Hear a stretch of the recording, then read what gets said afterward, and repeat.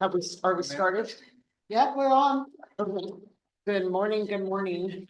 So today is the second part of how to never lose a client. But before that, what time is it? We have 2 minutes and then we're gonna do the drawing. But one thing I want to talk about was the bowling, which is the 20th, right? 20th of February. So whether you want to bowl or you want to just come and watch, it'll be fun. And we're doing that in Visalia. So let Brittany know if you guys want to bowl, because we got to see that we have enough. Tomorrow is the last day to RSVP. Yeah, tomorrow's the last day to RSVP. If you want to just drop by, that's fine. You can just drop by. 16. But it's 6 to 8 o'clock at Bolero in Visalia. And we pre-booked 20 spots. Yeah, we pre-booked 20 spots, so we need some bowlers. So if you guys want to bowl, that's great. I'm gonna bowl. I'm gonna bowl, Brittany. You're gonna bowl, Sarah? Yeah. The second thing is I just signed up for Crexy. And for anybody who does not know what Crexy is like LoopNet. It's like a commercial site where agents go and list their properties.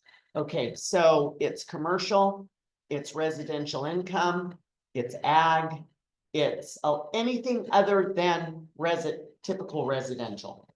Okay. And the reason I got it is because LoopNet doesn't show comps, right? You can't go on LoopNet and get comps. You can see what's for sale, but you cannot see unless you pay to get comps. So Crexy, now that I've paid for it, there's a free site for Crexy, but now that I've paid for it, we can get comps for, for commercial, for ag. Not only that, with the pro, it is very cool. Like it'll work for the whole brokerage. I have to enter the listing because otherwise each of us would have to pay. And if you want it, you can do it yourself. It's like $400 a month, but I'm paying for it for the brokerage. So if somebody have any commercial listings, any ag listings that we have, let me know and I'll enter them. And then, yeah. What if you have a commercial buyer who's looking for property? Are you able to? Yes. So I can browse. You can browse. I have one client looking for a building. Yes, so you can browse for that. You also can do reverse. There's all kinds of things you can do on this. So what's cool is when I have a listing, like I've got Bridge, the guy said it was going to be Friday before it went pro. All of a sudden I get an email. This person is looking at your listing on Bridge. It gives you a heads up. It's like sync in that way. It tells you. There's also, if you want to farm a certain area, if you want to do a search of ag lands, anybody's ag lands, like 10 acres or more in Tulare County, it'll give you the names, it'll give you the numbers. It's really useful to us because now that we have over 100 agents, we have more agents doing commercial, and it's hard to get comps because we're trying to pull comps from the MLS, and there's really just not a lot on the MLS. Is that what you usually do when we talk about the law services? No, I just got it. I just got Crexy yesterday. CREXI. And the reason I asked, we talked about the price and stuff like that, but. Right. So this is a good way, and it'll show you how many hits we've got on your property. So once something gets listed, then I can, give you a weekly, like on Fridays, I'll go in and say, hey, your listing on Bridge got this many hits. It helps with your sellers because then you can go back to the seller and say, look, because they always think they're not getting enough marketing. Then you can go back and say, we got 400 hits on this last week. I called, because you can call, you can see who's got hits. Is there information? Yeah. They do a lot of advertising. I've been on them, not as a subscription, but as a commercial, so you get like hot sheet properties, so you do a lot of that. They do a lot. Yeah. So I'm really excited about that. So I'm gonna go through, and anybody that wants, Angelique wants hers. yes, Angelique, I'll put yours on, and that way maybe you could take it off of LoopNet. Because unless you want it left on LoopNet, but I'll put it, anybody who has commercial, I'll enter it. Residential income, ag. Thank you let so me much. know, and I'll enter it for you. And then to browse, Sarah, how do we? should- Yeah, that we're gonna have to figure, I think I'll probably have to give you my sign in so you can do it. Anyone can browse on Craigslist. Well, I'm gonna have Just to like learn it using myself. Realtor. Cause I have, Heather says anyone can already browse on there. Okay. oh yeah, you, You said there's a. Gunner. yeah, Yeah, you can have a free account. You just, like, the pro one allows you to do more, like actually get the data as to who's actually looking. So you can actually get the name of who downloaded your flyer, so you can actually like target. so it's gonna be really more, I mean, you're right, the free one, anybody can look, there's a public site, that's how we're getting the hits on them. But but it's gonna be more beneficial when you have a listing. And when you're trying to get a listing with commercial ag residential income, say it'll be on our MLS, whatever other MLS you belong to, it'll be on Zillow, well, I don't know, commercial doesn't go to Zillow and Realtor, does I it? don't think. I don't think it does, but then you can say we also advertise on Craigslist. So it's another avenue for it. Okay, so I just wanted to let you guys know I did do that. Keep that in mind. I'm gonna play with it and I'll do a little more so we can see everything that it does. Let's plug in. Jackie wants to say something. I did two things this morning. Number one. You can now watch our recordings or get to our recordings much faster by going to dtsoldit.com. So that will take you to our YouTube channel. And it will be going into the chat, it'll be going on to In the Know, and it'll be in the text messages now. So it'll be an actual quick domain. Then for the Google Forms, it's called marketingdtr.com. So it'll be easier to find it faster too. Which is so amazing. I lose the form all the time. I'm having to search and search, so as an agent. But you should have already bookmarked it by now. Just saying, it's amazing, Yes. more value to the agent. Okay, any of, oh, yes, the drawing, okay.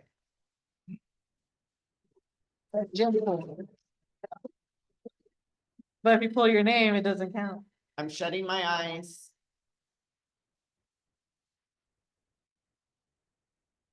Angie Dempsey. Is Miss Dempsey on? No, Womp womp. leave it to Gunner.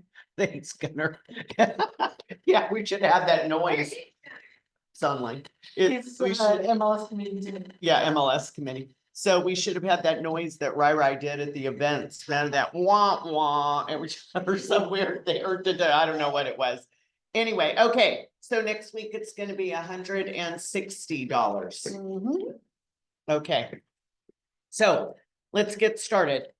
So last week we talked about making the customer experience so great that they know what's happening ahead of time. They think of you as the expert. You're going to take care of all those fears. We talked about a welcome video. Did anybody do a welcome video? Did anybody get a new client do a welcome video? No? Online? Anybody do? I don't think so. Can't see in the chat. No. So during the whole escrow and the buying and selling process, you want to come across as the expert. And you want to make sure they know what's going to happen before. Lacey does an email. I would do more, I would do it a little bit as we go, or with a phone call. You could do with a phone call. I mean, there's a lot of ways to communicate. How do we communicate? Phone calls, emails, text, videos that you text to people, in person. Yeah, I think the video text is powerful because I did it this week. And, you know, you're just talking to them like you would in person, and it's more, it means more. I think it does than just a regular text, because text, you know, text can be taken wrong. Sometimes the tone of a text is weird. And you think it's something, they're saying something because the tone, there's no emotion, you're reading into it. So definitely do that. We want to make sure that they're aware every step of the way. You want to keep the conversation open.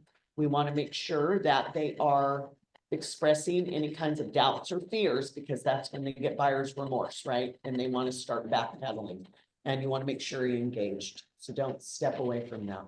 So that was all through phase 6. Were there any questions or comments about the first thing? No? Can you incorporate that into your business? Yes. Yeah, I think we all can. I think we all can. It's pretty easy to make the whole experience better. So then the next phase is 7, which is adopt, which is staying top of mind post close. Okay. So that's when agents drop off, right? We lose agents. That's when they lose contact with their clients. You can either make it or break it in this phase.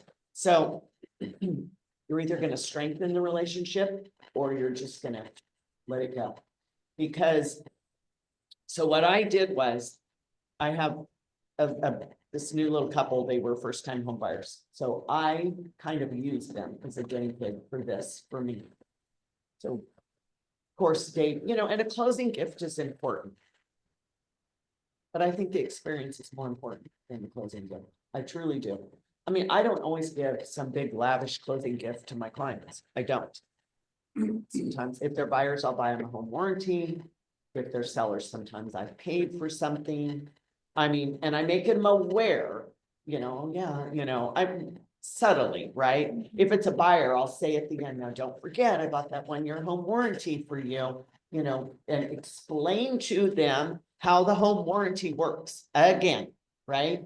Get them their policy number, go through the explanation of, okay, if you call your own service provider when you have a problem, they may not cover it. You've got to call the home warranty company first. And I tell them if it's something little tiny because you have a service fee, you may not want to call the home warranty company. And I'll tell them, call me. If you want advice on which way to go with it, call me. I'm going to help you with it. But here's your policy number. You have to call them. You have to be patient. Get ready. It's not instant. But if it's an EC, they're going to cover a big cost of that if it has to be replaced. I've had dishwashers and appliances replaced. So we all know that home warranties spend a lot of time telling us what they cannot do, but there are things that they can do. And so I explain that to them. And I usually do that at the final walkthrough or at close or whatever the situation is, whether you're handing off keys or whatever, however that goes the last time you see them. Because they won't remember about the home warranty. And then I'll text them the policy number 2 and the phone number, the service phone number. I think that's super important to do that. So a closing gift, sometimes I give it, sometimes I don't. But with these kids, I had already bought their 1-year home warranty. So I didn't buy a closing gift. And I would rather buy something that is super, or help to get the deal to go, in some weird little gift that whatever they're into. That's just me. But just think back over the years. Gifts that I've given people, and some of them are just.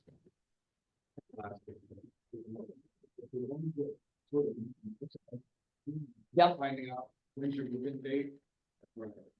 About 4 o'clock that afternoon, I'm bringing some barbecue and stuff that I make. So I have to make a big dinner for them. It doesn't cost much. I like doing it anyway, and they're so appreciative. They're worn out, they're exhausted. Yep. Yep. Yeah, that's an awesome closing gift. I also, this is the other thing I've done, sellers, because you can't buy them a home warranty, right? Because, that's not going to help. I'll pay to have their house cleaned after they move out. I'm going to send a cleaner over after you guys move. Because they'll say, oh, no, I've got it. I'm like, no, you won't, because they're always exhausted after they move. And there's all the dirt everywhere, under refrigerators, under washer and dryers that they've missed. And I feel that when the house is left very clean, it softens the deal. Buyers are happier. When sellers leave a dirty house, the buyers are always irritated, and I guarantee you, they're gonna find something else that's wrong with that house. When the house is left clean, if there's a little, like, an outlet cover that was broken or something that wasn't quite right, they're like, yeah, that's okay. They realize the sellers are putting their best foot forward, even though it was me paying for it, right? So it's twofold. It helps the buyers maybe soften them a little bit, and then the sellers, it's a nice gift for them, and they do appreciate it. If you read what you're saying, you're exactly right, like, if you listen right now, basically, it's a peanut, go down like that. Because we can hit it, I got the problem. Yeah. Let me take care of that for you. Going back to like the buyer, that basically buying, you know. How do you sell them?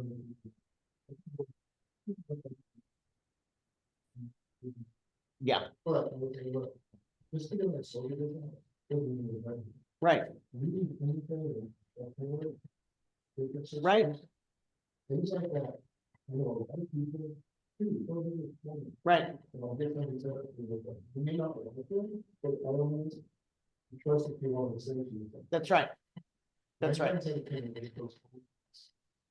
Different problem, only have one exclusive client I work with as far as strictly fair now. Yeah, But, no, those are the things I like to do, so, and then follow up. You know, the calls, how's the house going? Yeah. I do get calls, maybe you just want to phone, maybe you just want to.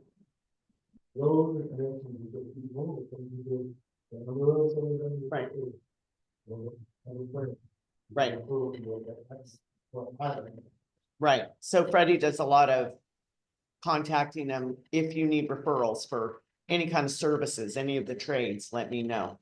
I get a lot of calls from clients saying, Sarah, who can I use for carpet? Who are you using for paint? Who is a handyman? And I'm always sending out numbers. And again, it works, but I mean, whoever I'm referring is happy, and then the customer's happy as well. So, you know, a closing gift is great, but then we got to go beyond. So this little clients that I have, I called him 2 days after close. Did you guys get keys okay? Are all the keys working? Because it was an older house, right?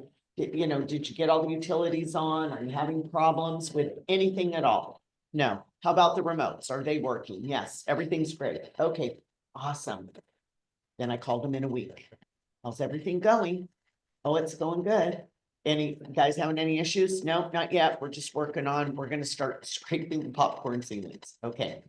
And I called another week. How's it going? Oh, good. We got the popcorn ceilings scraped, right? So then I called like 2 weeks later, which was just last week. And I said, just checking in. I haven't heard from you guys. What have you done to the house? Because I know they're doing things to the house. And then she said, well, we're getting ready to lay the floors. And she goes, we're so excited. And we're going to paint. We can't wait to have you over.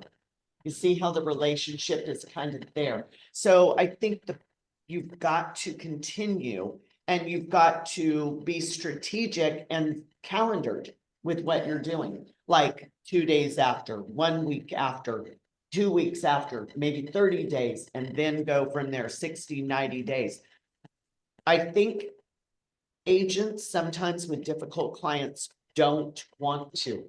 They're like, done. I don't want to talk to these people anymore. Those are the ones who really need to, because those are the ones that you've got to hang in there with.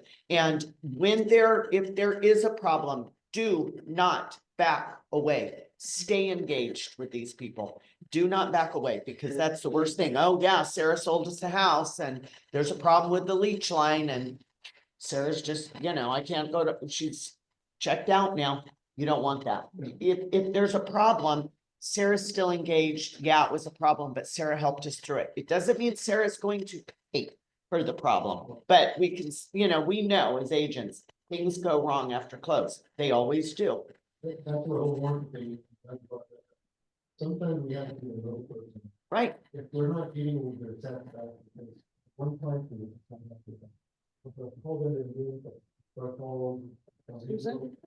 Susan Britter. And basically said, explain the situation to her, it's okay. So sometimes we have to be that middle person who kind of Yep. leads and probably Yep. talk a little bit, Yeah. let them handle it. And even with that, it didn't work out, but you can see, we said, Up there, then she was sold for selling it. This individual, I don't think it's to make her happy, but they did make her happy. But sometimes we have to be that little person to bridge that gap with the work or something like that. Right. Right. Yeah, so. And sometimes we have to be the voice of reason, right? Sometimes you have to tell them, yes, this is typical. Yep, this is what happens with it. You know, you're not always, and then if things really do go wrong and there's a problem, most lawsuits, which we don't want to go there, but if they start doing things, it really comes down to non-disclosure, right? You've got to be able, as a buyer, I always listen to them. Oh, yeah, okay. Well, do you think we could prove that the seller knew about this previously? Probably not. Yeah, there's probably not much we can do. It's bad. It sucks, but we have to be able to prove non-disclosure or previous, that they knew.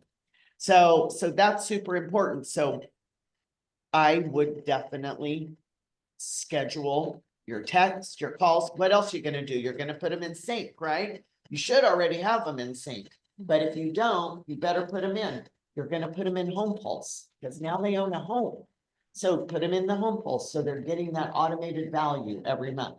So we're gonna have a lot of personal touches for the first 90 days after it closes, and then you're gonna rely on sync a lot and scheduling calls and that type of thing. Okay, I would also put a reminder in sync anniversary date of when you sell it and send them an anniversary card. It's so I easy. believe it is a tab on sync already. Jackie says it's a tab on sync, so you could do an anniversary, whether it's a card or a little gift or whatever it is you guys want to do. Exactly, could be just thinking of you or just happy anniversary. For January, New Year tax forms. Yeah, January tax forms. If you have closed an escrow, it's a great way to reach out to them and say, hey, tax season is coming up. Do you have your closing documents for the accountant, or do you need your closing statement? And we can get them like that. And they love it. I get them the calls all the time because, I've been selling real estate for the amount of time. My clients are comfortable with me. So now they rely on me. Yeah, I need that. Can you give me that statement? Yeah, that's fine. Give me the statement. They also came up with exclusive VIP client club, offer perks. Now they say for past clients, we don't call them past clients, for clients that aren't currently in escrow, right? With market updates, which Jackie and I were just talking this morning about doing a newsletter, a branded downtown newsletter. That's kind of concise that you guys can email, text, Post on social media. post on social media. You could do a mass email to all your clients that's branded. We're going to do it for you. You can send it out. So that's another way to reach out to them. The Home Pulse, you got to get them in Home Pulse so they can see what the value of their home is. Keep them engaged on that. And then, of course, invitations to events, right? So this goes back to more once, whatever your plan is going to be for these clients, to calendar it, be strategic, work it, don't drop off because you've closed escrow. Because there's nothing worse than you sell somebody a house and then 3 years down the line, you see it listed and it's somebody else's listing. And you're like, why? Well, you didn't even contact them again and they forget who you are. I mean, have you ever talked to people who are like, who sold you that house? They're like, they don't know their agent's name.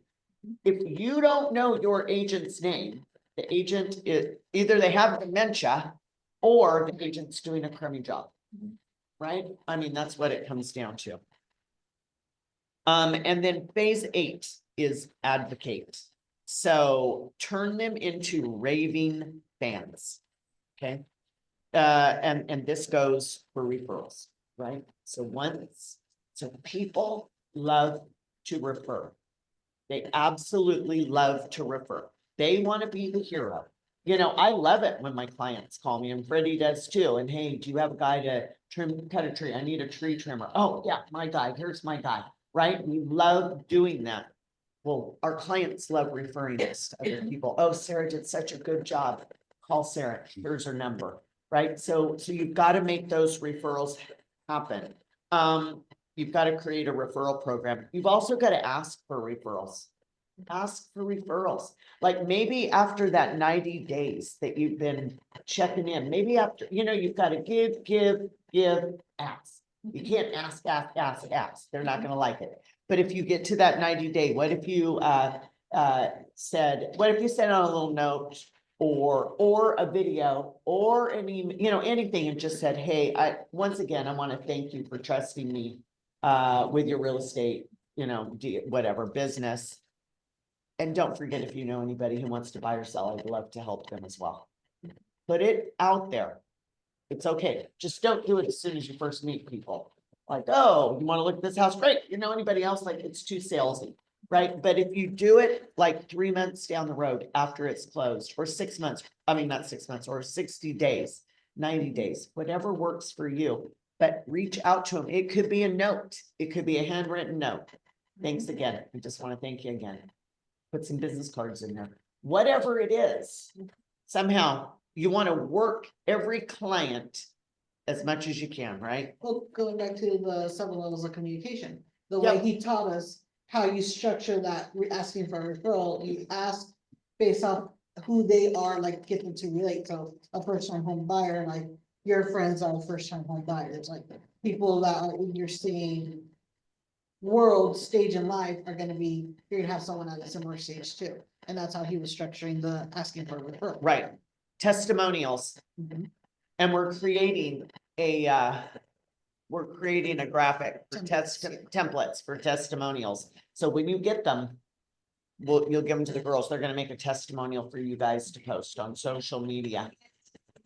Well, you know where you get those, Zillow. So that's the other, you guys should be Realtor.com or Google Business.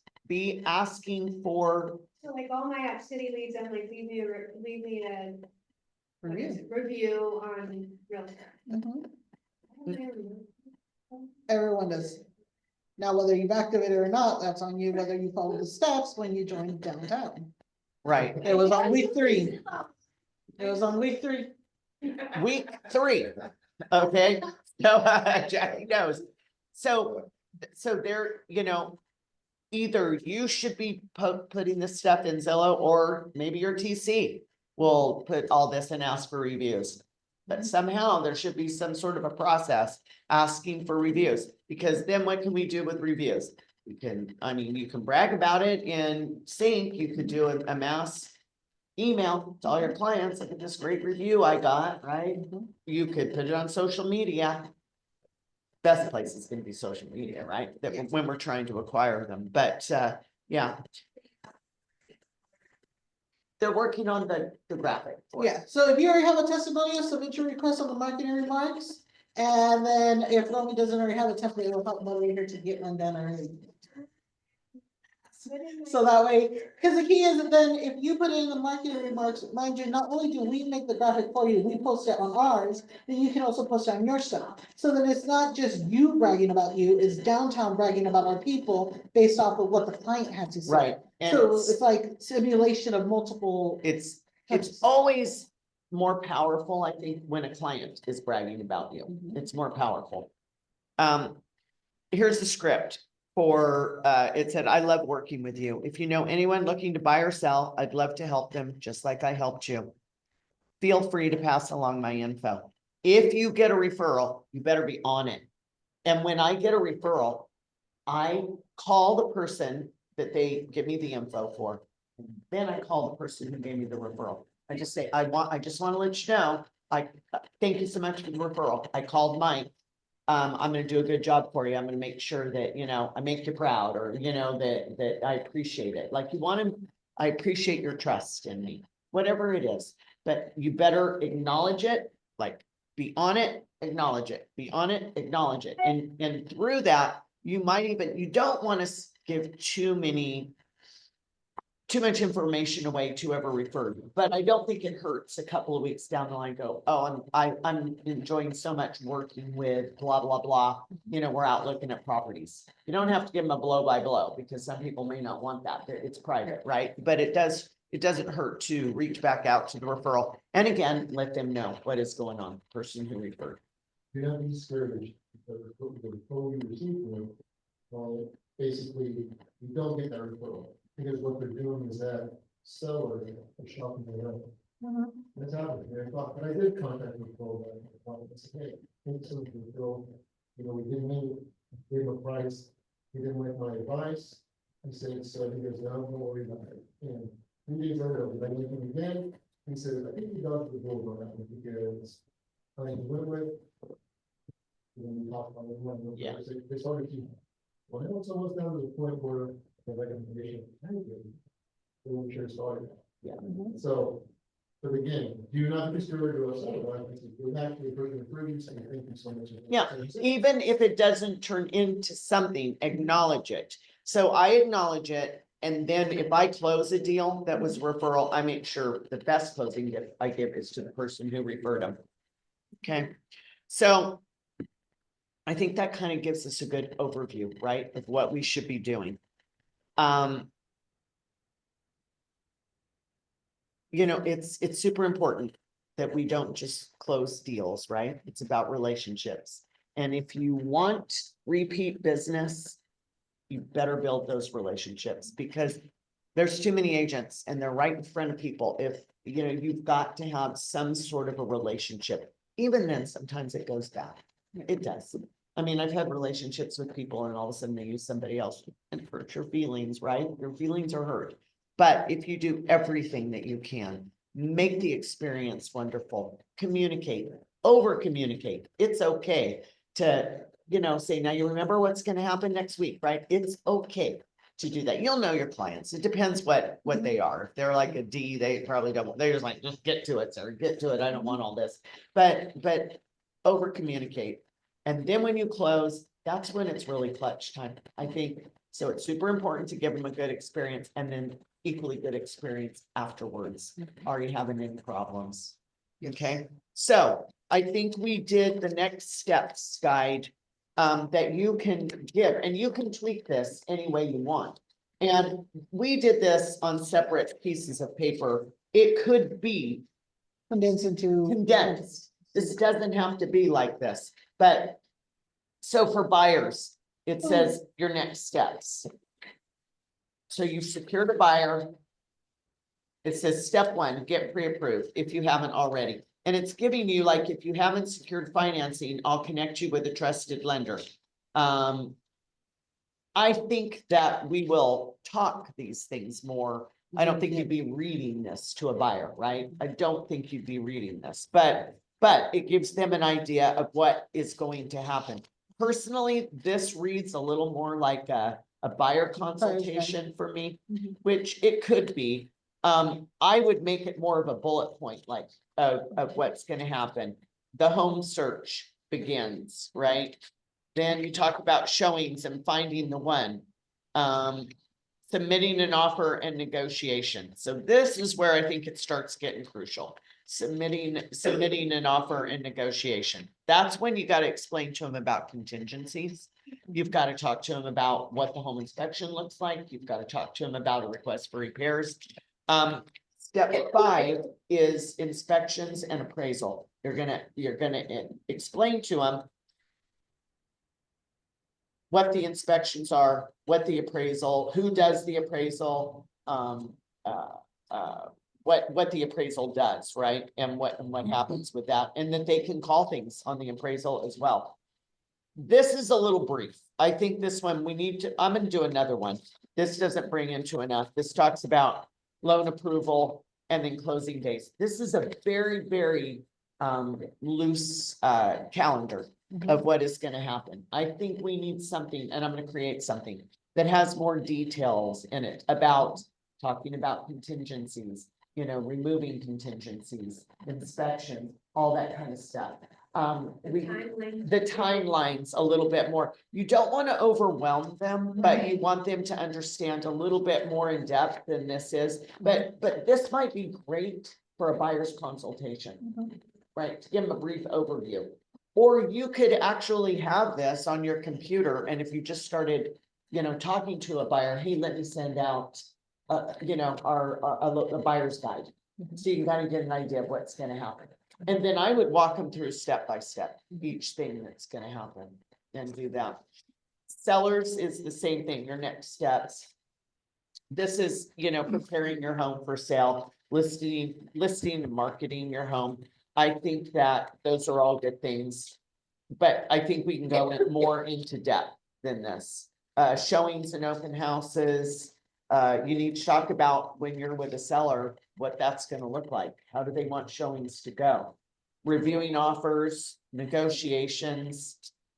And then it starts talking about the buyer's inspections and appraisal. So the buyer will schedule a home inspection, the buyer's lender will order an appraisal. And then I think the other important thing is that once you get into escrow, you need to give them the rundown of who the players are, right? Like, once you know that, you better tell them, we're in escrow with so-and-so, and this is your escrow officer, and this is their phone number, and this is her email, and this is my TC. You're gonna hear from my TC sometimes, and this is her name, and this is her email, and this is her phone number. So they know, because I get so much confusion, especially young buyers. They say stuff like, oh, they get confused what escrow does, what the TC does. They don't, who the lender is. They get very confused over what is going on. So I think if you gave them a sheet, it is overwhelming.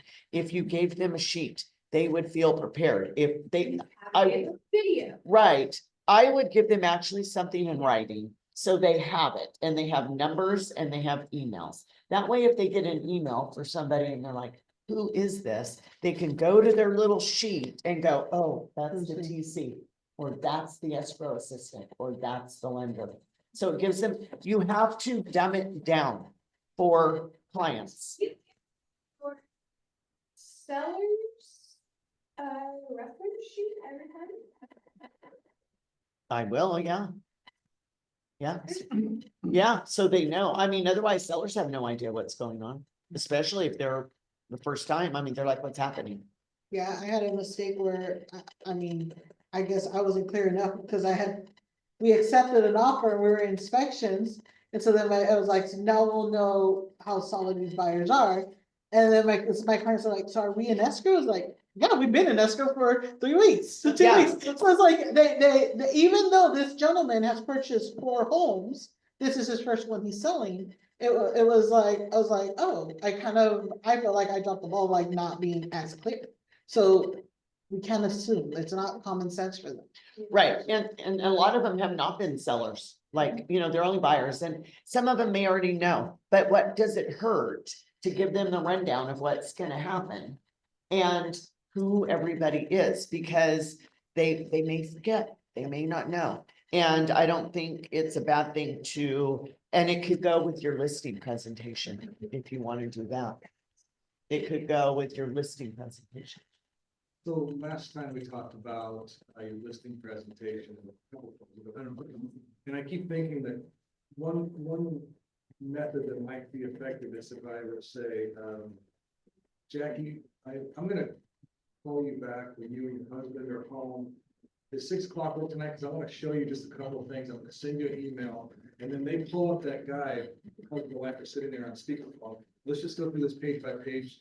Yeah, And so then, as they're reading it, they can ask you questions, and rather than just getting it in the mail and busy and Yep. tossing it aside. yeah, you can I think that's a great idea. Make an appointment with them to, I can be home, I can just be walking through it, what they see Exactly. online, but at least yeah, I'm soliciting questions before they're a problem. right. Yeah.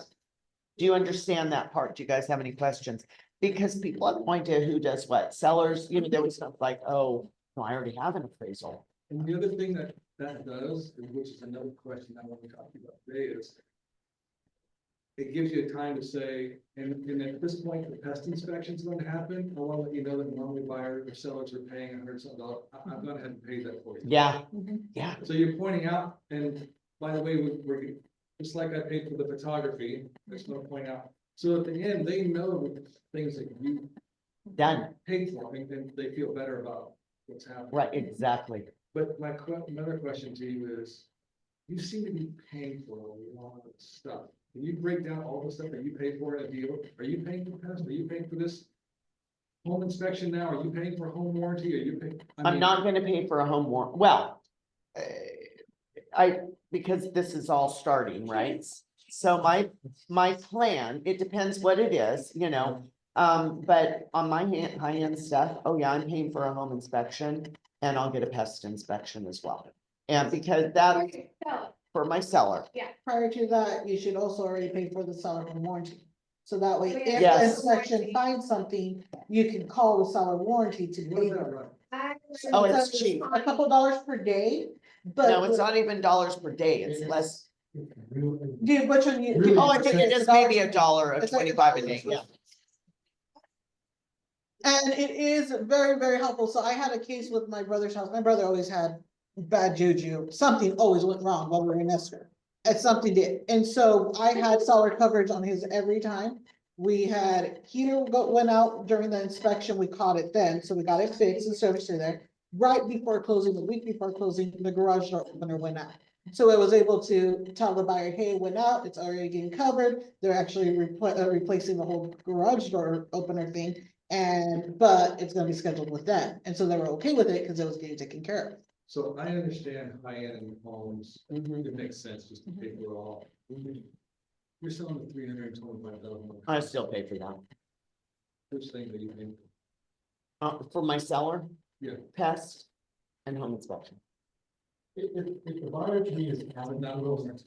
Home warranty is gonna Well, be, that's- it'd be representing the buyer. No, like the seller coverage on home warranty. I haven't done that lately, but it's not a bad idea. I mean, it's like $30 or something like Yeah. that. The buyers are asking. Yeah, so like, in order for you to get the seller. But I'm not paying for that for my seller. Seller coverage of home warranty, you only pay if it actually closes and there's a home warranty purchase. So like, let's say for instance, my sister-in-law, when I listed her house, I put the seller coverage home warranty on it. We use the service, we pay the service fee. Technically, I never paid for it because the escrow counts, the listing counts. So you don't even have to pay for it. But you know what it is, right, Jim, the sellers? I haven't used it. Seller's coverage is different from buyer's coverage. Right, I'm talking about, a lot of times we're paying higher coverage. I don't pay for buyer coverage when I'm listing agent, no. Now, You're- If you're I'm buying- representing a buyer, I do. Okay. I like to have them, I'm just saying, at some Yeah. point, yeah, but it's We've not got coming on the listing it's side. not you get all this stuff and then it fall through. and it's- you have to- That's why it's super important to price properly. As soon as it left my mouth. But it's not just you though, it's not just you, and that's why, and that's the same case with, why septic. It's septic and well, you don't really do it till you have an escrow. Because of the fact that thing, if it's gonna be lengthy, but if it's priced right, you know you're gonna be an escrow right. But I So would do the you're home, fine. I would do the home inspection. The home inspection is different. Yeah.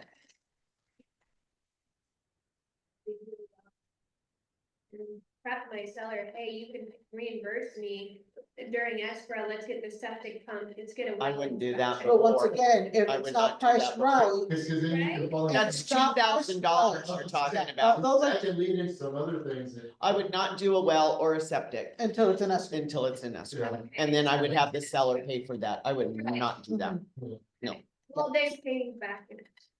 But if it doesn't close, Yeah. I'm gonna close your. Eventually. Mhm. not always. Now, if it's not priced right, keep in mind, it comes down to if it's set up properly. Cause mind you, if it's priced right, but the house is too unique, you know that sometimes they take a while. And if it takes What too is long Bonnie and they do? expire. Connie, What do you do? What do you do when you have a country property on a well and septic for your sellers? I wait till we're in escrow. Okay, wait till. To do it. Nobody's gonna do that, Lacey. That doesn't make sense. Okay. That- It just that- changes. You know how escrows are. It changes all the time. They may have an uncle who does it, who do it at a discount, there's just all kinds of things that the Right. expensive items And- they don't do. I And you do may both. even get a buyer, I mean, it's rare, but I've had buyers who don't even ask for the septic to be pumped and certified. I mean, that's fine. Sometimes the lender will, it might be a lender requirement, but I wait, that's and it can, and sometimes it can change during escrow, so. Right, exactly. And that's a big system. That's not It's just a like a big- home inspection that's covering the home. That's a system that they needed to maintain. They need to maintain their well, they need to maintain their septic. I mean, and that's huge. So they need to, that's just part of it. And so, no. So And for when I, reality too, is you do, you want that buyer to make that choice to right, someone because they may think there was favoritism and now you've spent right. $1,200. Is that report correct? Were they related? So it's best that the buyer choose who they want to use as well, Yeah, my opinion. I don't do that. I don't let a buyer choose that. Well, on a big do something I do, depending. It just depends on the transaction and who your players are too. It just really. Exactly, and sometimes if they ask, that's it, Connie, like Yeah. I've had buyers say, we want this particular thing, and Right. then I'm like, okay, if they're that, you Yeah, know. I agree with you on that, yeah. Yeah. Yeah. they're all Okay. different, every escrow. There's a form for Sarah. buyers to check to send with their RPA for well inspections and septic, that they want to ask the seller. Yeah, sure.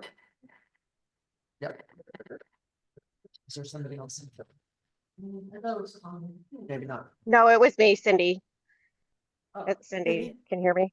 Cindy Monzon, is that Cindy Yeah, Monzon? yep, it's me, Cindy Bondon. Don't we want some buyers to have skin in the game too? Because I feel like if we pay everything up front, then they just kind of feel like they can write an offer and not, like they're not paying for anything. That's my Yeah, only no, fear.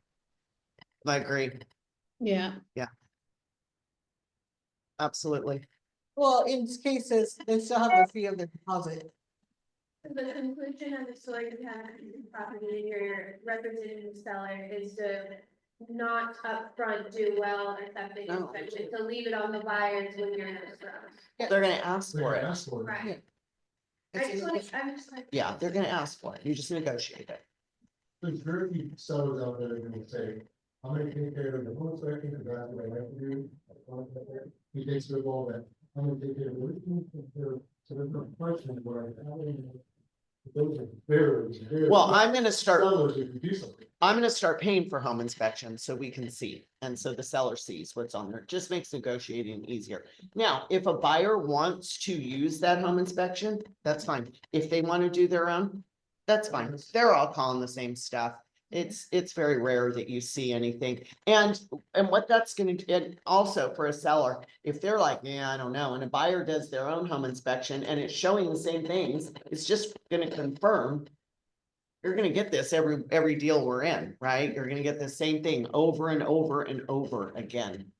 I think what you said earlier, case by case basis, but because Yeah. as a seller buyer, I always give something, like if the seller says, hey, you know, that.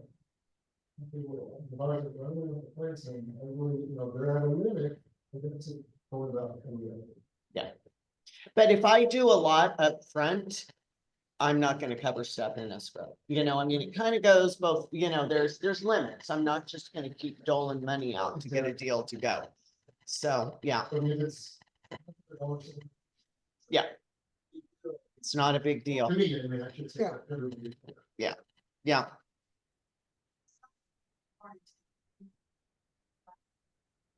Yes. Yes. So when it comes to the seller home warranty, you could do it 2 different cases. So like, for instance, if I have a listing that I know I'm struggling on price, I don't see it selling right away or it's too unique, I won't do seller coverage until I'm in escrow. But you can take it on as early as from when you have it listed. So you can have it either from listed or from escrow, just ideally, if you're gonna put seller coverage, before a home inspection's done. Because if a home inspection is done and found something, then you could call home warranty to cover it and say, hey, we just found out this isn't working.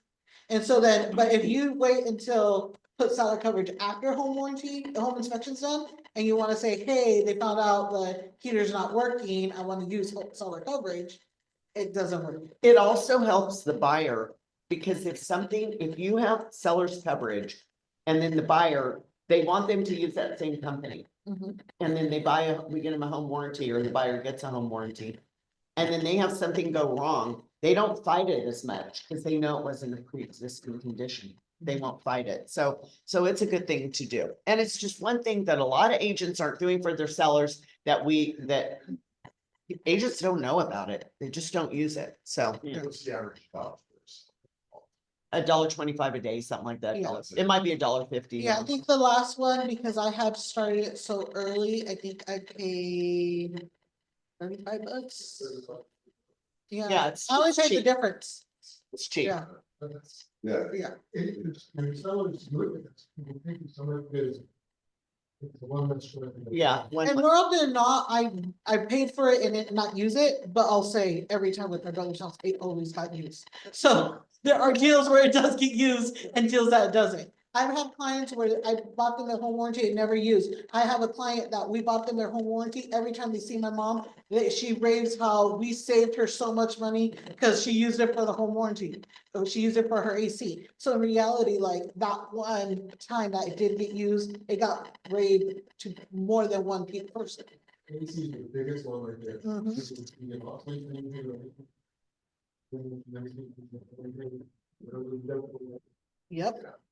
So that's the biggest cost right there. Biggest savings. So everybody's gonna have their own way of doing business. I mean, Lacey, if you want to pay for country properties, you can go be my guest. Go ahead. I don't care. Question, you fucking question. It's just a question. I know. If you want to, you can. Tommy does it right. You do it right. So everybody, what I would do is just come up with whatever your strategy is gonna be. Whatever your buyer, seller guides are, how you're gonna communicate with them, get routine with it, get consistent with it, get calendared with it, right? Consistency is the key. Yes, and then afterwards, stay engaged with them, get some referrals from these people. What does this say, Jackie? I can't see. It's the, what you can, expect from each part. Oh, okay. So this is another graphic you can have, what you can expect from me. Clear, open communication, weekly updates and quick responses. That's super important for a listing. You better be giving up weekly updates, even if nothing is happening. Call them to tell them nothing is happening. I like to do that. I have a listing right now. It's the first one I've had. And the seller is like, no, I'm not gonna pay a buyer's commission, buyer's agent's commission. I'm like, okay. I said, you know, because I've been reading on it. Like, okay. And I said, that's, it might be that way in, areas that are not quite as economically challenged as our area, but in the price range that he's in, you're gonna be getting first-time home buyers. They're lucky to get their down payment and their closing costs. They don't have any money to pay their agent. You are eliminating a huge pool of buyers. He goes, well, that's just the way I want to do it. So here we go with updates, right? And I like this part. So because I'm a little mean when it comes to this part, right? I do it very sweetly, but I want him to get the feel for it. So like, oh, we had a showing. Yeah, it went really well. He said, oh, are they gonna write an offer? No, because you won't pay their commission, their buyer's commission, and they don't have any money to do that, so they're out. Oh, okay.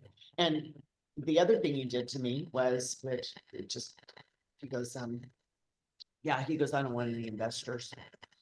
You don't want any investors? Okay, and I wrote an offer from one of my investors and the pool is getting smaller and smaller. He goes, well, you know, that offer sounds like, and it was the best offer. It's the only offer he's had and it was clean.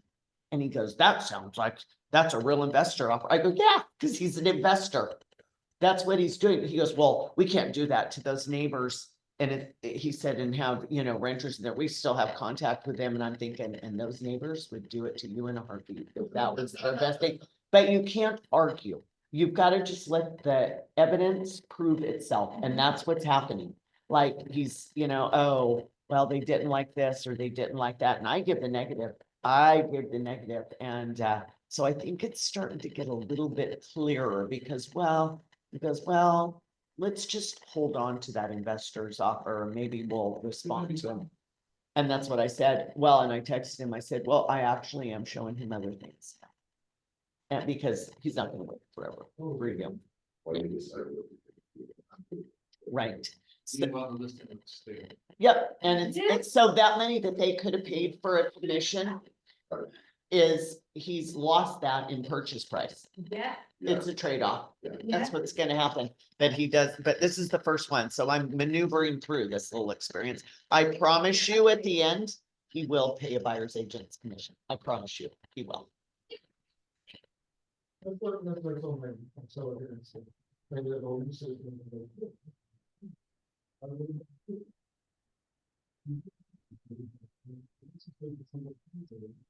Yeah. Yeah. Maybe something that. Oh, okay, so, when I said, let's just wait and see what happens. Yeah. And that's what I normally do, but this guy was like insistent he's not going to, but you know what? As they come in, as offers come in, I'm just presenting them, even with the buyer's agent commission on there, I don't care. Expert guidance, I handle all the details, so you don't have to stress. That's where the guides come in, right? You're gonna handle all these details. Tell them what you do. Tell them what you do to earn your commission. A smooth professional experience. I make this process easy for you. Continued support after closing. You're not just a client, you're family. Questions, need anything, call, text me at any time, the phone number. That's a good one. So it is our job to make it look easy and to take the stress off. One of our agents who was a client at one time for me, I sold them a house, went through the process, and she decided to become an agent. And then she said, wow, she goes, this is a lot harder than I thought it was. You made it look so simple, Sarah. So that's our job. Make it look simple, take the stress off of them. Okay, so you guys come up with a plan. Let me know what your plans are. Let me know how you're handling this. Any ideas that you guys have, share it with me so we can share it with the group. Due by the end of the month, i.e. you have 2 weeks left. You should have in your sync up to 100 new contacts from the beginning of this year, from January to February. You should have added 100 contacts or get yourself to 100 contacts. Then number 2, your letter writing to yourself by December 31st. How did your 2025 go? As if it has already happened. You're writing it as if it has already happened. And you're like talking about how wonderful 2025 was. I manifested something last night. I wrote it on I always write on my paper, and I wrote this client that he bounces around. He's not a client, he's a potential client, but he uses this agent, that agent, and he always wants to go to the listing agent. He wants to do this, wants to do that. Well, he had been interested in my Carmelita, said it, I got it in this one, Jim. So in my Carmelita listing, he didn't get it. But I decided I am gonna call that guy and I am gonna tell him why it's important that he works with one agent exclusively. Like, I am gonna go and I am gonna tell him, explain to him why. Had it on my list to call him. He called me last night. There Yeah. you go. Yeah, yeah, he called me. So manifest, write it down. See it as if it's already happened. Okay, well, for you guys online, Cole is here and I'm gonna get adjusted. And if anybody's online that's in town and wants to get an adjustment, come in. Dr. Carson is here.